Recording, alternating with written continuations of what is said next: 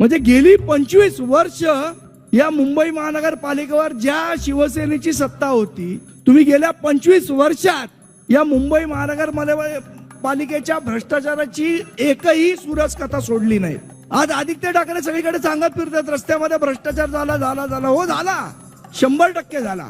पण तुम्ही जेव्हा सत्तेत होतात तेव्हा भ्रष्टाचार झाला नाही का? तेव्हा रोडची गेल्या 25 वर्षातली आपण यादी काढा, 6 मारवाडी कॉन्ट्रॅक्टर आहेत, मी पाहिजे तर नावही सांगू शकतो त्यांची। त्या मारवाडी कॉन्ट्रॅक्टरच्या व्यतिरिक्त कोणालाही महापालिकेत रस्त्याची कामं मिळत नव्हती।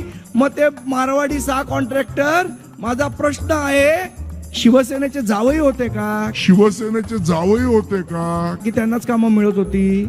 का कॉर्पोरेट कंपन्यांना कामं दिली नाहीत?